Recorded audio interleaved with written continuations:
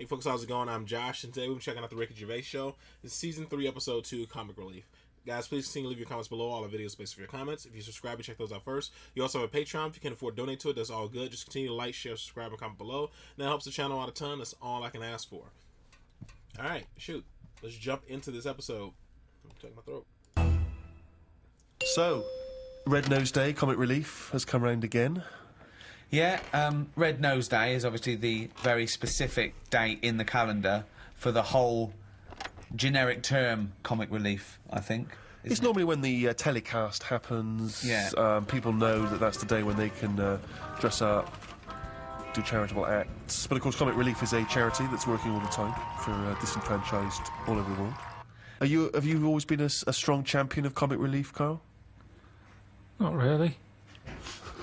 Why was I expecting that answer? Well, I do loads of stuff without going on about it. My gift to the world has been you, Carl, to be quite honest. I feel that you're the world's I'm now. sure there's people in Africa going, we'd prefer blankets.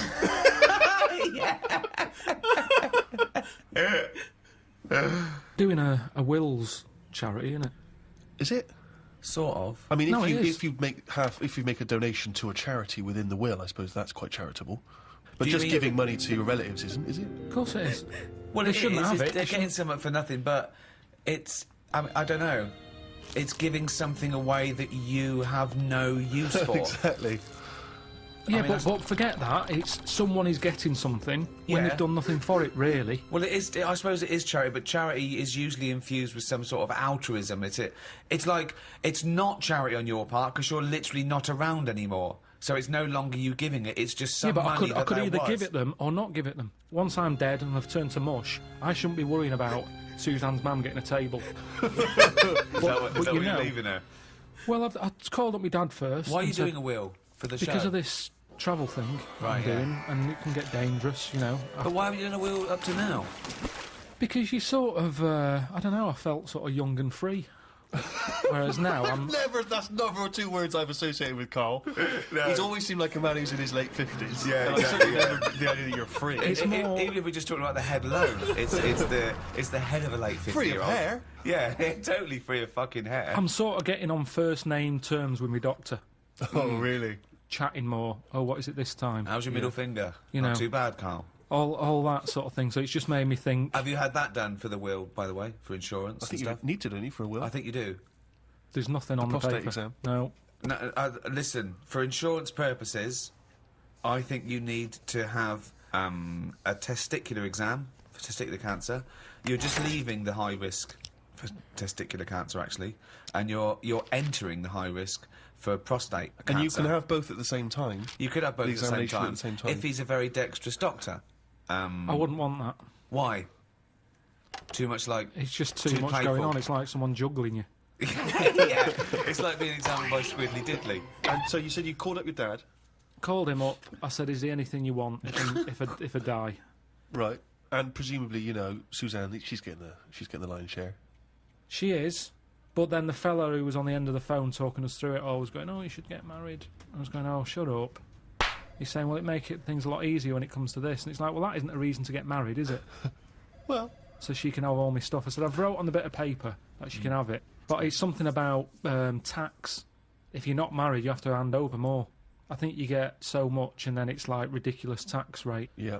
But she's going, that's why we should get married. I'm going to be paying tax. I'm going, hang on a minute. She's already like thinking about money loss instead of me disappearing. Yeah. She's going, yeah, we should. I said, look, you'll be getting a load of money. I said, if I die on this programme anyway, I'm insured. You'll be Yeah. getting about £1 million for that. Yeah, I said, so that's something you haven't got now. yeah, Got nowhere near that now. I said, so even if you have to pay tax on that, yeah. I don't think it'd be right to get married just in case I get killed. Have your two sets of parents met? No. That'd be good, would it? Well, I suppose it's a reason to, isn't it? At least if you're getting married, there's a reason for them to meet. At the moment, there's no reason for them to meet. They'd get on each other's nerves. My dad wouldn't get on with a man. Why? Just wouldn't. She doesn't like me, so she won't like me dad. Because he's just an exaggerated version.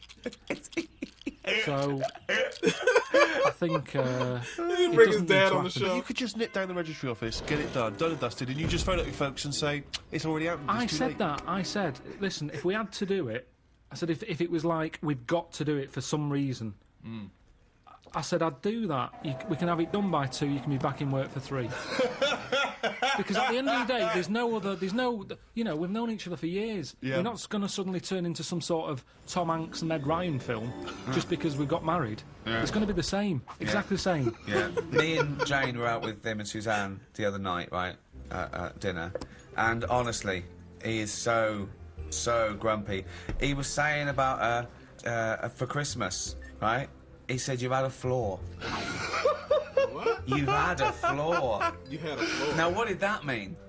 We had a new floor put in But how is that her floor? because she wanted it. But you walk on it too. I paid for it. I don't understand what But you don't mean. you understand that, like, you know, a romantic break or clothes or perfumes, you know, sort of things that are kind of indulgent for a lady. That's a gift, not a new floor. That is like something you give to some little African fella on Comic Relief. In fact, I think I saw it once. He didn't have a floor. Exactly. They built him a floor. I remember watching it with you, and they gave him a new pair of shoes and the floor. He went, hold on, floor or shoes, not both. So you think charity's all right Oh, as shit. long as people don't get above their station with charity, I think it should be there as a little booster. right? They've always got their hand out. Right. And it's been like that since I was a kid. Yeah. I remember being a kid, people knocking on the door, my mum going, don't look at the door, there's someone there.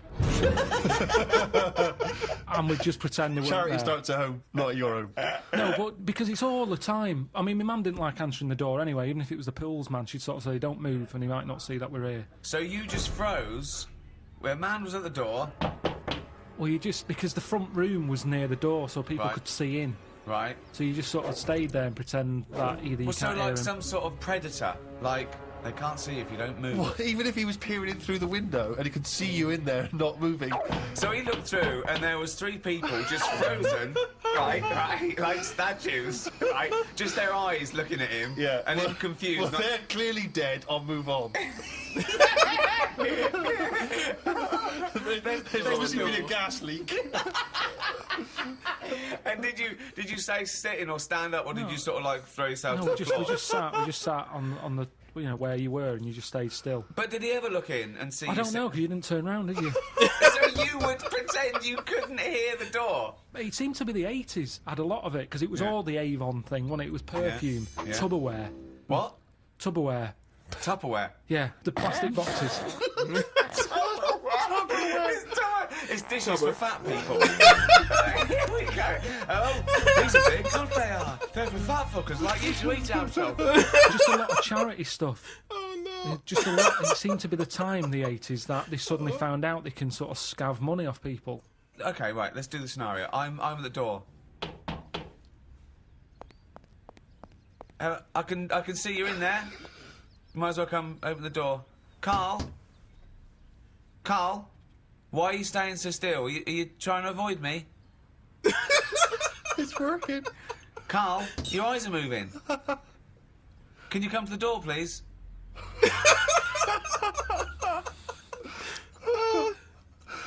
I suppose in the end you've got to move on. Carl, no, I'm going to stay here. I'm just going to stay here until you have to move. Oh shit. Carl. These animators are great. Okay, and I'll move on then. Right. It works. Yeah. Works okay. perfectly. Because Brilliant. once they've got you, that's the whole thing with charity. Once they've stopped you in the street, if you've stopped, that's it. Keeps on going. I mean, the good thing now is you've got an iPod, so you can just either pretend you're on the phone or listen to music. Or just stay very still. Just freeze when someone says, "Can I trouble you?" Oh, he's totally frozen. That would be amazing because they're normally in one spot, aren't they? Yeah. So it's just So they're as soon carrying as on they selling, stop you, and so you've that got you're to just stay there for the freezing. rest of it outside Waitrose Yeah. for 7 hours. Yeah, it goes dark. Well, I've finished my shift. I'm off, and then you just see your eyes just see them walk away like that, and they all meet in their little tunics, and then you start walk. They look back, and you freeze, and then they walk on, and then you can go home 7 hours late. Ever since I was young, I've always like going in charity shops, particularly because, you know, you find sort of interesting old records in there. Never sort of gone in there to buy clothes and stuff, but, you know, books, whatever. And I was in a charity shop, you know, and I've patronised them for years, and I noticed out through the window there was like a paparazzi guy, and he was taking pictures of me through the window. That was a bit weird. And obviously the old ladies in there didn't have any idea who I was, so they just thought that was a bit strange. And then it was in one of the magazines, like the kind of celebrity magazines. Just, oh, here's Steve Merchant. You know, despite all the money he must have made from his various projects, he's still going in charity shops. And you just think, but sorry, how is that a bad thing? Yeah. I give a lot of stuff to charity. A lot. Most of the time, just because it's nearer than the wheelie bin is. It's just a way of getting rid of garbage most of the time with me. Stick it all in a bin bag, good stuff on the top, the stuff that you're embarrassed about, stick it in the bottom of the bag. What are you embarrassed about? Just old shoes, trainers. Some of the books you've written. Socks, underpants. Underpants. You do not give underpants to charity. Washed. But who's gonna wash? I know, as opposed to just like peeling them off. Yeah. I don't know why you've got a problem with underpants, but shoes. You see, I'd Who's never buy buying shoes. underpants from a charity shop, though? I mean, I don't care how low you are on the socio-economic level. I know. You can get about 14 pairs for £1 in some places. I know. I don't know who's buying underpants. I don't know who's buying your underpants. I definitely don't know. I mean, if they were signed... Yeah. That is something I like doing, though. When I've given to charity, I like going past the shop and seeing if it made it in the window. Any success? Yeah, recently, the one not far from here had me egg cups in the window. So it's like, oh, look, there's... What, you've got a new set of egg cups, so you've got rid of your old ones? Yeah.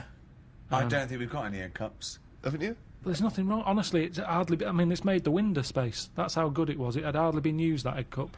Because it was a doubler. And I think they were quite small for the egg size that I get. I think they were made more for the small egg. And I have the large egg.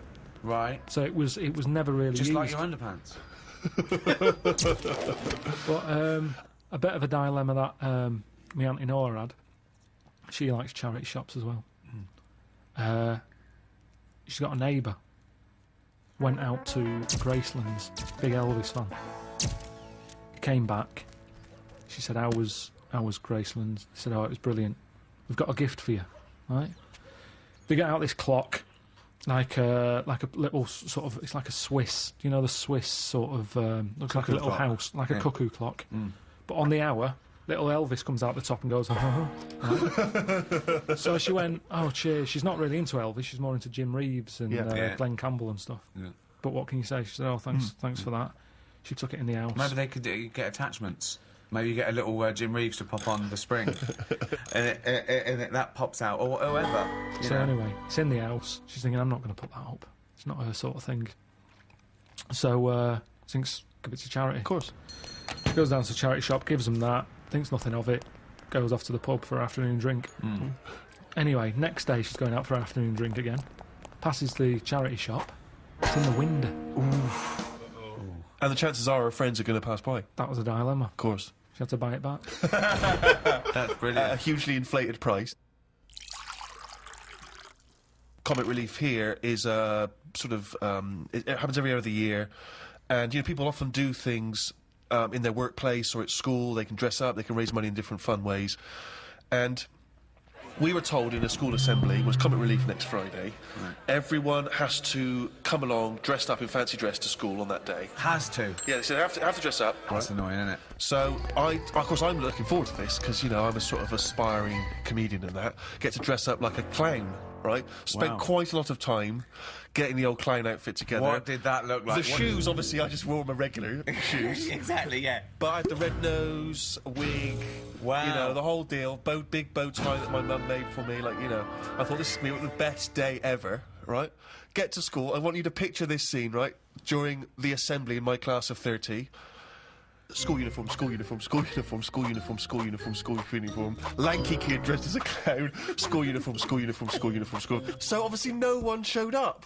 Dressed like an utter dick, except me and about two other knobs. What disappoints me is that for a man who was a self-confessed aspiring comedian, you chose the least funny thing in the world to dress as. Yeah. Clowns are anti-comedy. They suck comedy out of the room. It's not... You're right, and this is from a man who wanted to dress as Hitler at the Golden Globes. No, that's funny. He knows funny costumes when he thinks. But you were saying about the guys who bother you in the street. Did I tell you that when I pretended to be foreign to try and get out of that? Did I tell you that story? Amazing. I've periodically used this method throughout my life, and not so long ago a guy stopped me with one of those charity tunics, and I sprang into my old trick. I was like, sorry, I don't... An elderly Russian woman. I don't know what voice that is. I don't know what accent that's supposed to it be. went from vaguely French to sort of Eastern European beggar. Yeah, I don't know what it was. And the guy, and I was I don't. He was, well, just let me explain to you about it. Sorry, I'm not from. And the guy, This world. Yeah. I am from planet Snorg. And the guy said, "Are you Stephen Merchant?" No. Swear to God. Not when you were famous. Oh yeah. No, you didn't. Yeah, because it hadn't occurred to me. It was like a lapse of concentration. God. It was a lapse of concentration because And did your bow tie spin round and you swear and run away? That's what I'd have done. because you know, it's one of those things where you don't always remember that you've been on the. It's not like I instantly remembered that. Amazing. So he says, "Are you Stephen Merchant?" And then you're at this position where you've got to go. Either you've got to admit what you did, or you've got to carry on the lie. And I chose the second one. So I was kind of like, I don't know who that is. What? I don't know what you're... And he was like, Oh, God. really? You look a lot like him. I was going, I've never heard... I don't... In fact, you are Stephen Merchant. Freeze.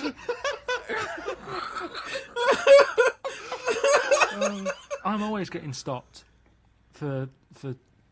I mean, there's so many charities now. It's not just starving people anymore. It's everything. Yeah. One little fault, they're out there with a clipboard Yeah, asking for your bank a details. lot of new diseases have Definitely. cropped up. But that shouldn't be allowed.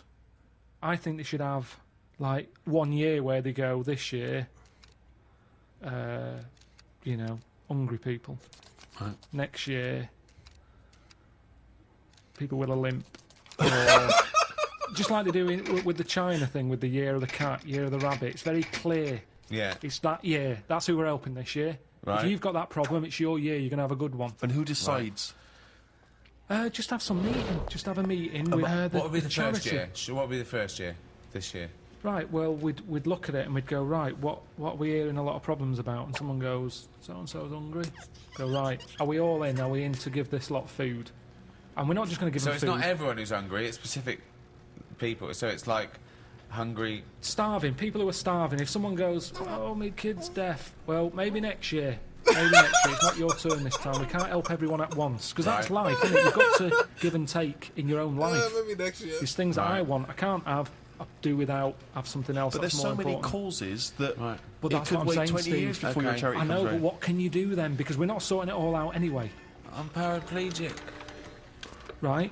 Oh, I need help really bad. So does everyone else. Well, why are you giving it to the hungry now? Because if we don't help the hungry now, Right, they can't wait. You can wait. right. Oh, God, I'm blind. Is this a different person now? Yeah, I'm blind. Right, well, you're not hungry though, are you? No, but peckish. Yeah, well, Where's the fridge? I can't find the fridge. Can you help me to the fridge? Yeah. Otherwise I'll be hungry as well. I'm blind and hungry. I'm blind and hungry, so I don't know where the fridge is. who's let you in?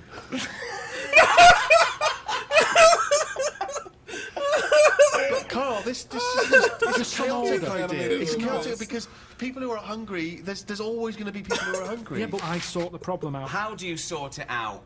Because I'll go, right, not only are we just giving you food, Right. we're giving you some seeds. We're giving you a pan. What, We're you giving think they haven't Let thought me of hear that? the theory, please. Let me hear Sort the it theory. out. Don't just give food. That's going to run out.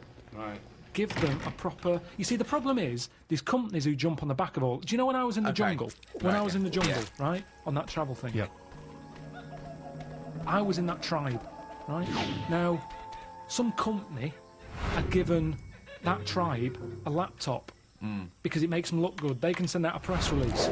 Well done to so-and-so computers. Right. They supplied the tribe in, out of Amazon with a computer. I saw it. They were using it as a breadboard because they don't know what it is. They've got no electric. It's useless to them. Right. And that's what charity does. Right. Companies use it to make them look good. When I was there and I really needed to go to the toilet, I was thinking, tribe, I wonder what their toilet facilities are like, right? Thinking it might be better than just doing it in a hole. Surely they've built a toilet. They're not stupid people. They kill animals. They know what they're doing. They know how to cook. Surely they've built some sort of unit. Turns out They don't. They still do it in a hole. But some company had been there, some plumbing firm, and given them a toilet, right? The bloke who, the producer who was out there, he said, "Oh, you'll be happy. There's a toilet round the back there." I'm thinking, "Oh, brilliant." I go round there. It is a toilet, but it's not plumbed in. Sure. So it's just a vase with shit in it. It doesn't work, and this is what we need to do. We need to get out there and say, this is how it works. Educate them. Okay, so let's do this then. So I'm a starving African. Hello, Carl. Have you got any food? Got any food? Got any sandwiches? Well, I have, starving. but if I give you my sandwich, there's someone else behind you, and they'll okay. all come out. So what are you going to do then? What are you going to do? I'm going to help you. How? What are you going to do? I'm gonna make you think about how to make food. Oh, okay, right. Have you ever grown anything before? No. Right, well, here's some seeds for potatoes. Brilliant. Oh, thanks, Carl. See you later. Do I just put them in the ground, yeah? Put them in the ground and water them. Oh, there's no water, you dopey cunt. There is some No, water. there's no water, you dopey cunt. That's why we're starving, you dopey cunt. Right, well, at that point, that's where I go, well, this is a lost cause here. Right. There's no point. Can I have your sandwich then, after all? No, or you're what? not having it. You're Right, not having it. so not only can I have a sandwich, you give me seeds with no water, you useless, bald-headed fucking twat. Right, but all I've done there is made the mistake of the computer firm who's given a laptop to a tribe. It's Right. useless. Right. But there's got to be another way around this. Go on, then. Either move, Right. because every year they're going to be queuing up saying, "I'm hungry, give me a sandwich." No, you're not having another sandwich. Once again, it's an utterly ill-informed discussion. I'm just saying, there's no point queuing up every year. Do you want a sandwich? Here's a sandwich. The next year, can I have a sandwich? Where's your brother? He died.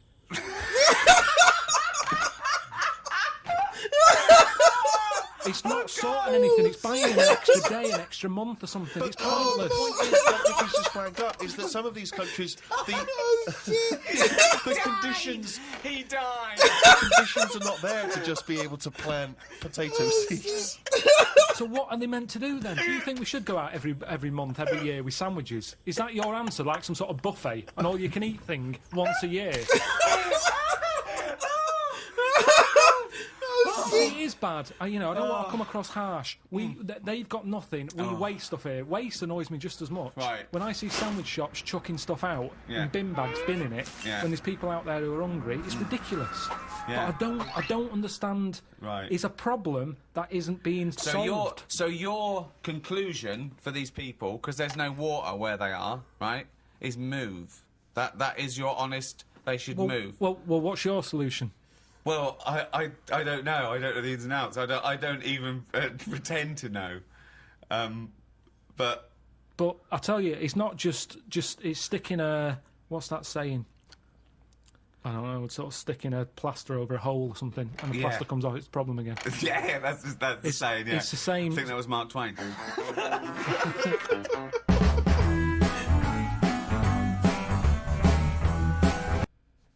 Yeah, that was good. And I get what Carl is saying, because it's the stuff we do are really like band-aids. It's a band-aid to the solution. And like Ricky said, he doesn't really know what the solution is. The crazy thing is there are people who know what the solution is. It's just getting the funds allocated properly. And we don't necessarily allocate funds properly when it comes to like the humanitarian thing. We usually just trying to toss a lot of funds on whatever honestly, whatever makes that political leader or that foundation or corporation, whatever it is, look good, as opposed to allocating funds properly to truly solve the issues. There's a book called, I can't remember what it's called. It's like how to fix the world or how to save the world with I think it's $250 billion or something like that. I can't remember the exact title of the book. But I read it a long time ago, maybe about 4 years ago or 3 years ago. They talk about how you can reallocate funds and you can like help all these people by doing so. But it's like it's tough. It's tough to do so because the bigger names and the bigger causes kind of like they get all the attention. And I guess the best way I can like really sum it down is they took all these things that are issues in the world, and they narrowed down they went to like the world best economists, and they narrowed down 16 issues that we can allocate the money towards to fix all these problems. I think it's $250 billion, and those 16 issues are stuff like AIDS and stuff like that. Like give more money towards AIDS research to find like a cure, so they can stop being like essentially like this major thing. Adjusting funds towards like malaria. adjusting more funds towards like kids that have that are deal with malnutrition, stuff like that, and how doing these things would not only raise the life expectancy in some countries, but it'll also help kids make more money in their adulthood later on in life because of the problems that come with dealing with starvation and stuff like that. And then that means more tax. If they live longer, it means, and they're healthier and they get a better job, it means more taxes that we can reallocate towards other things. It's like kind of like a lone person's game type thing, but we we just don't adjust funds properly. Yeah, I'm really summing it up and ruining the book, but it's I believe it's it's upstairs somewhere, I believe, but it's like How to Save the World with $250 million. I think is what it's called. I know the guy is like the guy who wrote the book is Bjorn Lomborg. I'm probably saying it wrong. He's like from Sweden or something. But like I said, I read stuff and it kind of meshes together. But that was the gist of it. But they say like we have the money. All the problems we have in the world we can actually solve because we have the money to do so. It's just like kind of a lone person game, and you have to do the stuff strategically, and we don't allocate funds properly. That's just how it is, and it's probably gonna always be that way until we actually put a price tag on things, which makes you like a monster doing so. By putting a price tag, like say for example, if I have one of the examples they gave, like say if I have cancer or something like that, and that's not the example, but that's the only thing that's popping in my head right now. But if I had cancer in like a third world country, the amount of money that costs to cure my cancer, they could save 30 or 40 lives for people who have something like dysentery or malaria or something like that. So the funds for my life, should we reallocate those funds towards saving those 40 lives, that some stuff people won't necessarily die from it, but it impacts them later on, whether it's like malnutrition, dysentery, that type of jazz. And adjusting those funds is actually putting a price tag on it, but it seems inhumane, and nobody wants to do that because you look evil doing that. So, which I get what they're saying. That seems rough, like putting value on somebody's life. Like, yeah, dude, you just have cancer, but with the money we're going to spend on you, we can save these 40, 50 people. And they're not dealing with something that's necessarily life-threatening, but it can impact their growth, their thinking capacity, that type of jazz later on in life, so they might never, and it can impact how much money they're going to make in adulthood, which means less taxation. You explain that to somebody who's on their deathbed, they're thinking like, oh, you piece of crap. So I get what they're saying. So it's read the book, because I'm butchering it. That's what I always do whenever I read something. I explain it, I butcher it, and I mix other books in with it. But it's like, I'm pretty sure it's how we can save the world with $250 million. I think that's what the book is called. But the guy's name is Bjorn Lomborg. I'm probably saying it wrong, but it's like BJORN, then LOMBERG, I think. But yeah, I get what Carl is saying. That's the whole point of this. In regards to like where's the end, like how do we find like a real solution for it? Because obviously we've been doing it for years, and it's not really solving the core issue. And the biggest thing from reading that book and other stuff is just the proper allocation of funds.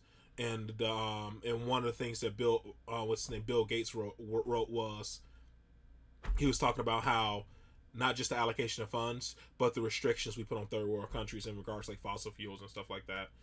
When we got to where we are now by using fossil fuels, that was like another thing he was covering. And a lot of people get sick from burning like cow dung and stuff like that, as opposed to using coal and stuff as a fuel source, because we have so many restrictions and stuff on it. Because for us, it's like a luxury. We treat like we take our stuff for granted in countries like the United States and stuff like that. And when we say something like everybody needs to go green, well, some people really can't. It's not practical for some countries to go green, unfortunately. And we know global warming is a real thing and all that jazz, and we're thinking about it in the sense of our comfort, like where we are now, not in the sense of how that impacts people in third world countries, giving them restrictions on what they can use. So yeah, it's a lot more. It's super complicated, and like Rick Gervais said, he don't know the solution.